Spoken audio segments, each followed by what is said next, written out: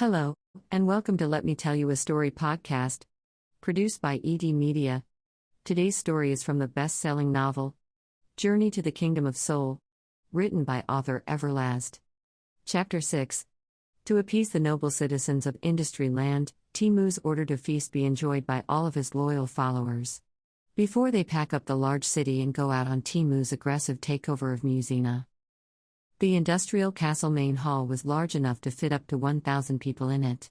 Equipped with rows of tables, covered in crisp white cloth tables, with each set up to seat 10 grown people and 2 children. A band played only industrialized rhythms from the melodies of domination, and plenty of room in the aisles so the help could get around, making the hall grand in its look and feel on this special day. Now that Tmus followers helped him secure a great victory, they were rewarded for their assistance with plenty of food and drink. Only Industriland's governmental elite, high-ranking military officers and members of the Socialist Society's country folk of high standards were invited to the feast. Otherwise, the working class, soldiers, and Industriland slaves were allowed to celebrate in the main courtyard and the streets. Inside and outside of the hall the atmosphere was festive and full of ease. A tone that was not allowed in Industriland on a daily basis. Industriland was all about work, morning, noon, and night to satisfy their rulers' thirst to collect the souls of the followers of High Hop. Their blood, sweat, and tears are what allowed the devoted followers of Tmus and his industrializing the world doctrine to live comfortably, and it showed at today's celebration. Off to the side of the hall 10 tables were packed to capacity with food from all sectors of the food chain. The elite dined on dodo bird, duck, ostrich, steamed 6-foot-long snakes, roasted pig, freshly picked vegetables, and hot breads baked with goat cheese. The drinks were plentiful and flowed with ease. The help were instructed to keep the wine pitchers on the tables full at all times, and the guests were free to drink as much as they liked. A 4-foot platform, at the front of the hall, is where the exclusive members of Industriland sat. On top of the platform sat one straight line of tables, laced with a silk red tablecloth. Food, flowers, candles, and drinks were spread out nicely for the elite to dine freely. Tmus blessed the table with his presence at the center of it. Even though he would rather be in his cool chamber, Tmus blocked the relaxing thought out of his mind and let his dark eyes roam around the hall. Major Zor sat on his leader's right-hand side, with one of Industriland's socialites that he would forget about after tonight's events. She only spoke to Zor when spoken to. Even though Trina was popular amongst the underlinings of the city, none of that mattered when you were in the presence of Tmus, Major Zor, and Governor Solomon, who sat on Tmus' left side with his wife Deborah for his date. Governor Solomon was a short round man who wore thick glasses, and was the lead architect in writing the language for the government rules of conduct for the scared people of Industriland. His salt and pepper hair was balding in the center of his pale white head. Solomon's daily focus revolved around how many ways he could make Tmus happy, and how divine his wardrobe must be. Deborah, the governor's wife, like her husband, paid full attention to her wardrobe. Pleasing Tmus and trying to stay alive under the daily pressures of being in the government was a full-time job. Deborah was 5 inches taller than her 5-foot-tall husband, and at the tender age of 55, she continued to maintain her slim build well. Deborah was a flaunter who always showed off the heavy jewelry her husband furnished her with. Deborah was one of the best-dressed women in the city, always wearing a loosely flowing gown, which were produced with the silkiest fabrics so not to irritate her milky white skin. Deborah was only attracted to Solomon's powerful position, which showed every time she was allowed in Tmus' presence. Deborah usually used these rare moments to smoothly throw herself at their ruler, but not too aggressively where it put a blemish on her gold record of being a woman of an exquisite manner. "Honey, you have not touched your turtle soup," Solomon said. His wife's attention had been wandering past him all night, and he could sense what she was up to. "Deborah? Did you hear me?" "Huh? What's that, dear?"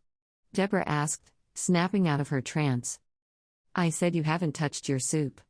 Is it not up to your standards? Would you like something else? Maybe something more unique?" Solomon asked. No, I'm fine." Deborah stumbled over her words. "I'm just enjoying the dance," she lied. Deborah turned her focus to the dance floor where an array of attendees were engaged in an Industriland favorite dance called the swing. Tmus was not much of a socializer, but he knew his presence was needed at this event. He sat back in his maplewood throne, which was draped in red and black fabric made of chenille. Tmu's black hood came down low on his eyes so people could not tell if he was resting or enjoying the festivities. Either way, Tmus did not care, as long as no one in the hall disturbed the serenading ballad being sung by the most beautiful voice in Industriland, Nipoli. Tmus was well aware of Deborah's constant staring. It never bothered him, because he was used to people staring at him. Being the brutal ruler of such a large city, Tmus had the option to pick through the litter of wives who always threw themselves at him. However, none of that mattered to Tmus when Nipoli sung in his presence. "Would you like for me to have her sent up to your chamber?"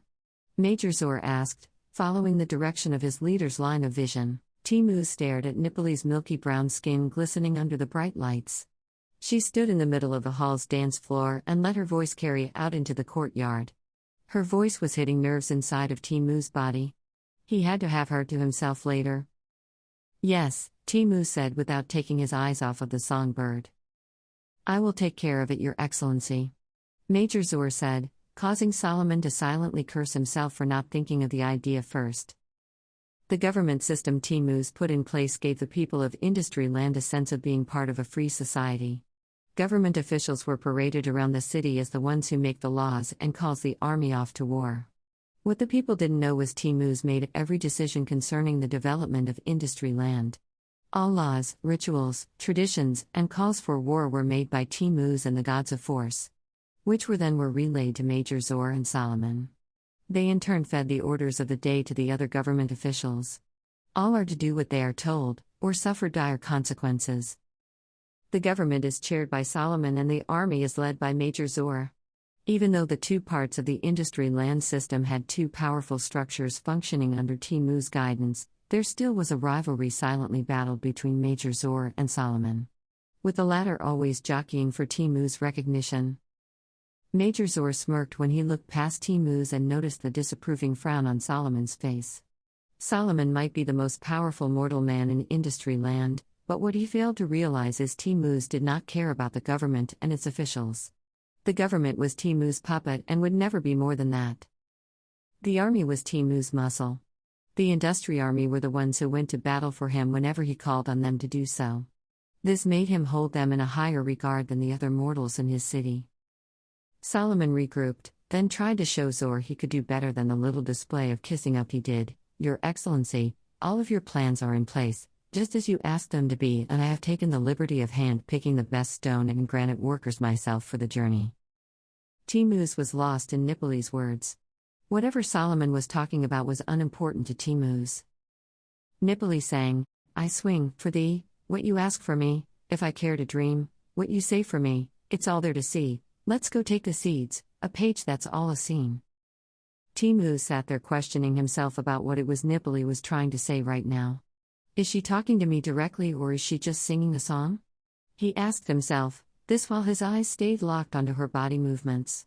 "She is sexy," Tmus said to himself. Nipoli continued, "Come and take from me, you can have the cream, the signs, can you read, it's not all a dream." Her voice had Tmus hypnotized. Nipoli was the only person in Musina who ever held his attention in such a fashion, and he liked it. No one should have so much power over the ruler of the strongest land in the world. As Nipoli sang, the crowd of people on the dance floor moved in unison with the rhythm of the beat and her mesmerizing voice. Even in a dark city like Industriland, the coordination of the people was a work of art. "And I also handpicked the best musicians," Tmus heard Solomon say. "Yes. The musicians are supposed to be a complement for the industry for travel," Tmus said. Anything dealing with music caught his ear whenever Nipoli performed. Feeling the response from his master, Solomon got a new surge of energy, "And we will take the best singers." "What do you mean we?" Tmus asked, shooting the look of death at Solomon as he snapped out of his trance. I'm sorry, Your Excellency. I thought you would want me to go on. No one from the high government is to leave Industriland. Is that understood?" Tmus said in a tone that was far from a question. Yes, Your Excellency," Solomon said, and kept his mouth closed until Tmus was ready for him to talk again. Upsetting Tmus was an easy thing to do. Solomon was a witness to what was done to those who upset the supreme leader of Industriland, and it wasn't a pretty sight. You will remain the administrative body until I return, Tmus said, turning his attention back to the night's entertainment.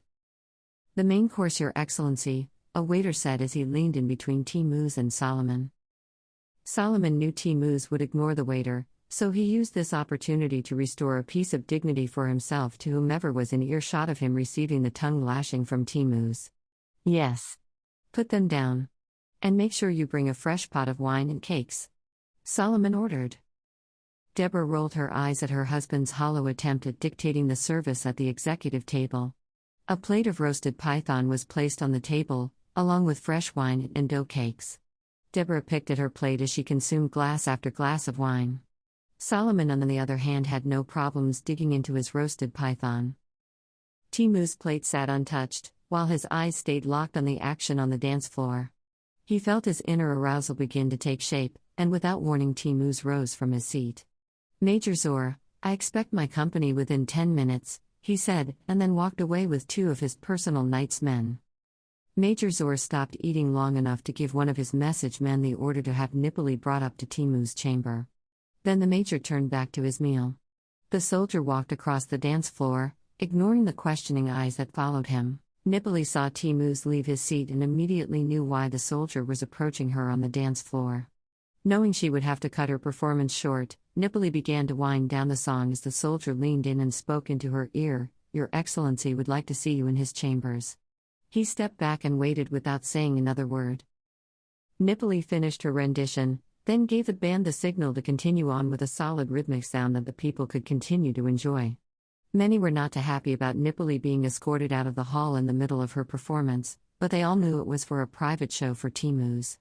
No one would voice their opinion about that, running the risk of being heard and disciplined. At the executive table, Deborah sucked her teeth, causing Solomon to quickly look over to her. Is there something wrong, Deborah? She looked at him with her drunken stare and said, Yes, there is something wrong. I'm ready to leave, Deborah snapped. But the night is still young, Solomon whined, with a piece of dough in one hand and a glass of wine in the other. Major Zor couldn't believe how soft Solomon was, especially when it came to controlling Deborah. Zor shook his head in disgust and felt a wave of relief that he wasn't married. He felt that marrying a woman gave her too much power. This is why women never lasted longer than 2 dates with the major. And you're not, Deborah said, aiming at the governor's age. Now, are you going to take me home or do I have to find another escort? She asked with a slight slur. Zor knew this would be the moment where he would show her who the man of the house is, but not Solomon. Okay, he said in frustration, before stuffing his face with the last piece of dough cake. Deborah always found a way to make a scene whenever they were out enjoying a festive night. Solomon then stood up and helped his drunk wife out of her chair. I can walk, damn it, Deborah snapped as she swatted his hand. She lost her balance in the process and almost fell on a council member who was sitting next to her. Solomon caught his wife at an awkward spot on her poplin dress and the soft fabric ripped. Ah, Deborah cried out, as she fell into the council member lap. The shoulder portion of her dress tore down to her right breast, revealing her nakedness. You idiot. Look what you've done. I'm sorry, honey. Come, let's get you out of here. Solomon fumbled with his wife trying to grab her arm. Deborah snapped, Don't touch me. She stood up, with the councilman's help, and she quickly stomped off toward the exit. Solomon looked around to see who was watching the spectacle he and his wife just put on. The majority of the diners were too busy enjoying their food, drink, and music to worry about another humiliating display by the head of the governor's classless wife. I'm sorry. Please excuse us, he said, trying to follow his wife out of the hall, but was stopped short by Zor. Why don't you let her accompany the procession to the Kingdom of Sol? Zor asked. Solomon stared at Zor, then looked around to see who was listening to their conversation. Why would I do that? Because, maybe you will be able to rule Industriland in Tmus' absence much better, without having to take care of someone that doesn't care if you exist, Zor said with a sinister smirk on his face. Solomon knew Zor had a trick up his sleeve. That would be like you helping me out now, wouldn't it? If you want to believe that, then yes. My only concern is the well-being of Industriland in Tmus' absence. As long as you and everyone else that is left behind can competently control the city, I have no questions about your household, Zor said low enough for only Solomon to hear.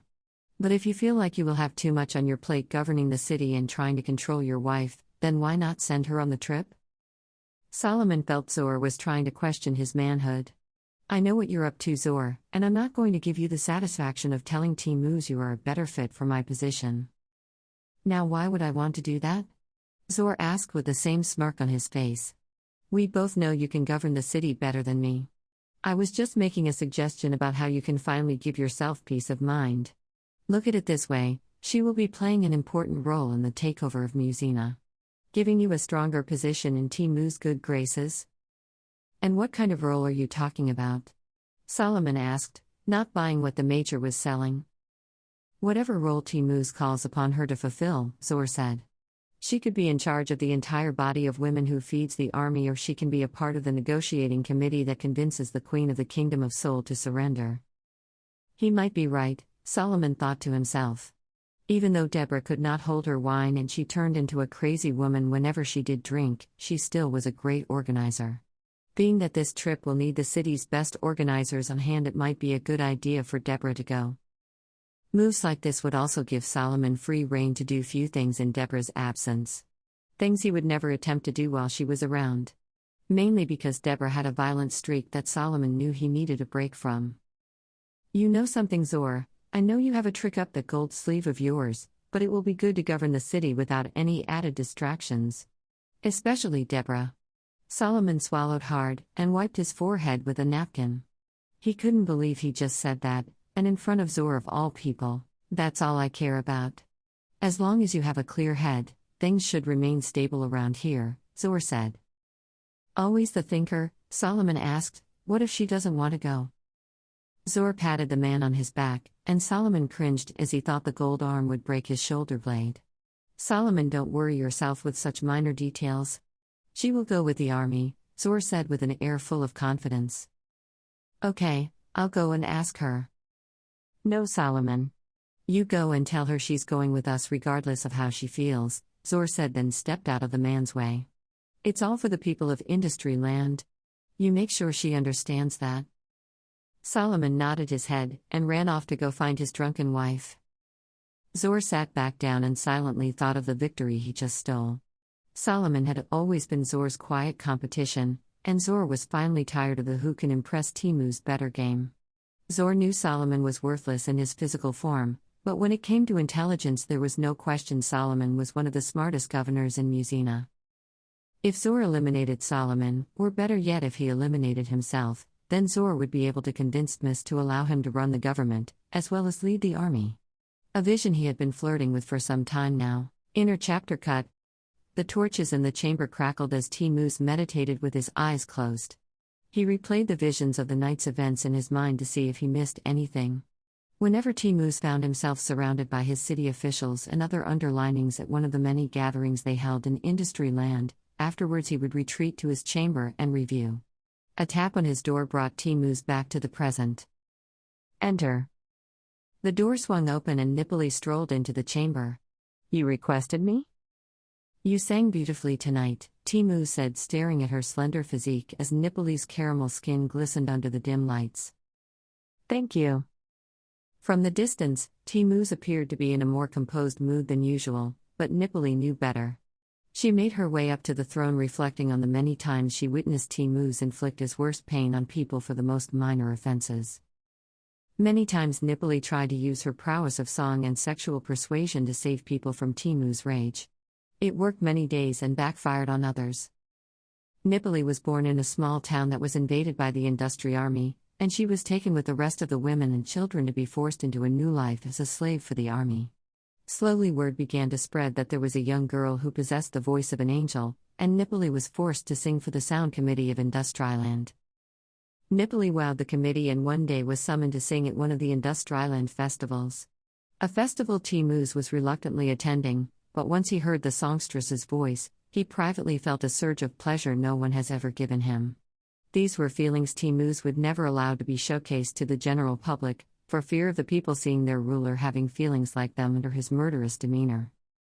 Soon after the discovery of the beautiful songbird, Tmus began ordering these private performances. Tmus used these sessions as a tool that would allow him to meditate into a deeper zone.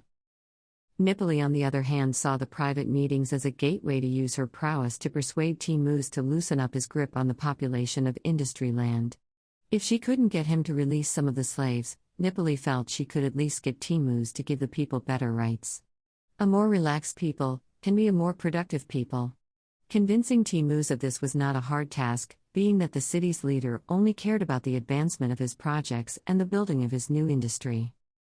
"I've been thinking on how you must join the army on our journey to the Kingdom of Soul," Tmus threw out there to test Nipoli's reaction. "I'm not a warrior. Why must I participate in a campaign that I'm pretty sure will require me to be as brutal as the rest of the army?" "Because you are the army's inspiration. With you as a part of the operation, the soldiers will perform at a higher level," Tmus said. "You give me too much credit," Nipoli said with a slight smile. "That I do, but that doesn't mean you don't motivate the people of this city," Tmus said without a smile. "I always thought the ruler of the city was the motivator of this city, and not the songstress," Nipoli said. "So it's settled. You will join us on our journey," he said, making the decision for her. "Yes, Your Excellency, and what will be my duty to the army?" Nipoli asked. "It will be the same as it is here in Industriland. You are the voice that drives this city to continue on with its development towards a more harmonizing future. One that will be more fruitful once more of the people see my vision of success," Tmus said in a low tone. "And what makes you think the people don't believe in your visions of advancement?" Nipoli asked. "Nipoli, if the people believed, then I would not have to keep them in bondage," Tmus said in a matter-of-fact tone. Nipoli saw an opening and decided to step through it. "Well, if the people were given a choice, in a more negotiative capacity, then it would be a more comparative society. Instead of," she stopped in mid-sentence and stared into Tmus' red eyes. Tmus could feel her unwillingness to be honest with him because of the way he ruled his city. No one in Industriland ever questioned Tmus or his ways of rulership. If anyone did, they would face an unimaginable wrath from Tmus or a member of his army. But through the time they had spent together, Tmus had grown to value Nipoli's opinion. Her insight on how to motivate the people was taken into account whenever Tmus wanted things to move in a more productive atmosphere. Especially at a time like this. "Go on," Tmus encouraged her. "Tell me what you need to say, Nipoli. How is the state of Industriland viewed in the eyes of the people?" Nipoli shifted her weight from one foot to the next, then looked down at her bronze feet. "I think the people feel. They believe that no matter how much of your vision they accomplish for you, they will never be free to live in a land they can call their own. Industriland is their home," Tmus said. "But not by choice, and you know this, Tmus," Nipoli said with her eyes full of sorrow. "Everyone in Musina is not capable of making choices on their own," Tmus said in a flat tone. "You are right, Your Excellency, but will the people ever have a voice in Musina?" Nipoli asked, almost pleading with him. Tmus thought about this. He had been ruling with an iron fist for so long that he didn't know how it would feel to be more empathetic to the people's wants or needs. "I will be able to answer that after we secure the Kingdom of Soul." Nipoli felt defeated. She thought he was going to open up and finally embrace the thought of letting the people function a little more freely. Maybe even establish a new state for some of the loyalist and hardest-working slaves. A place that would give them some hope. The people would want nothing more than a chance to work toward a future, and taste of independence at their end of the tunnel. Tmus knew this, Nipoli reasoned with herself. But he was a tyrant, who would never be satisfied enough to let the people walk Musina on their own. Tmus fed off of the people's misery and he looked forward to capturing their souls. "He has to see the passion in my eyes," Nipoli told herself.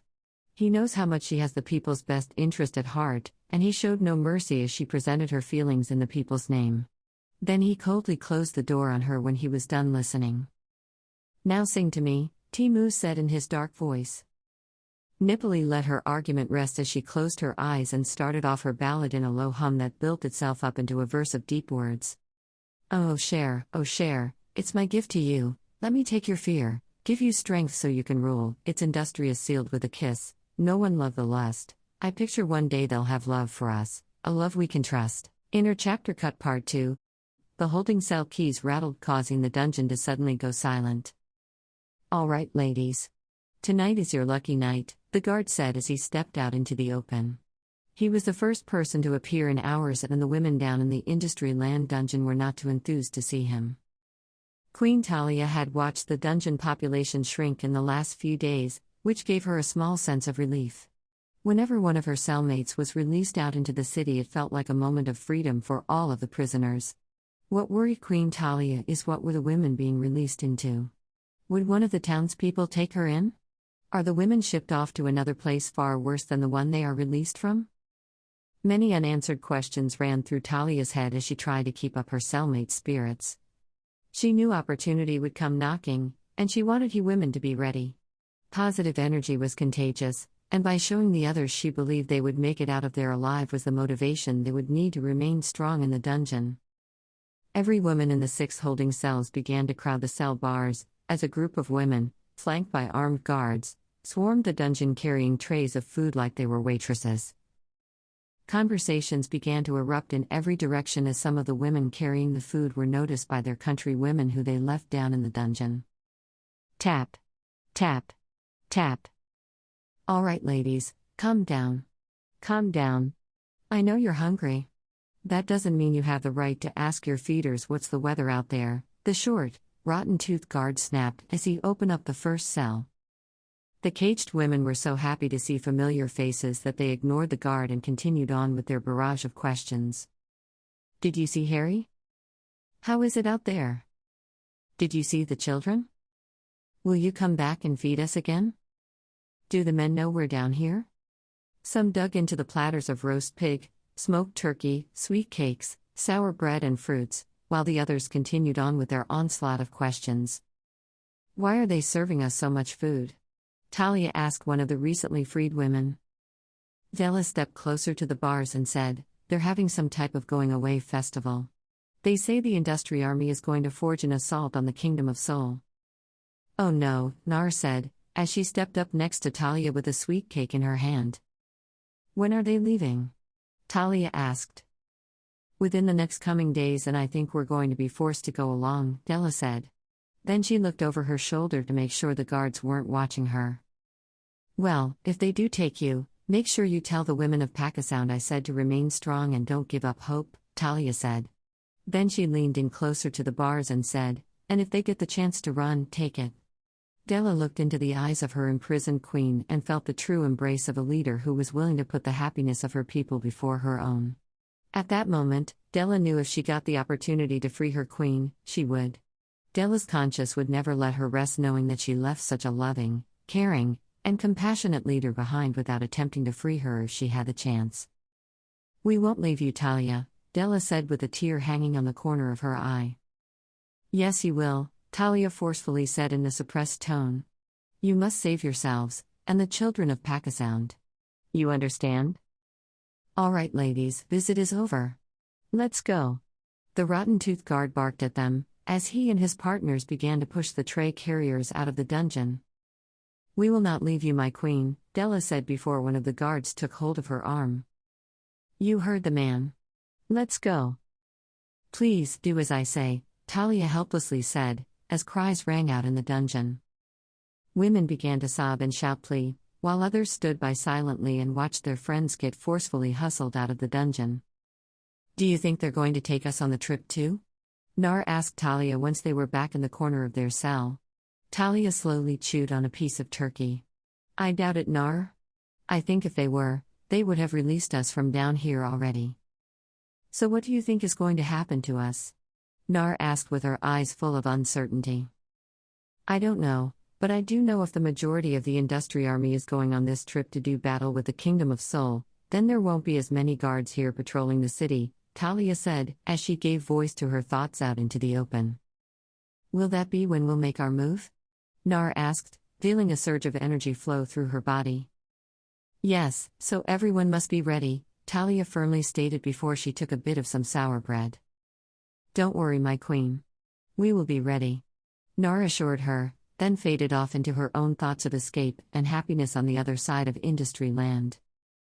Hey everyone, it's author Everlazt. I want to thank you for listening to Let Me Tell You a Story podcast. Tune in for the next episode. God bless, and be safe.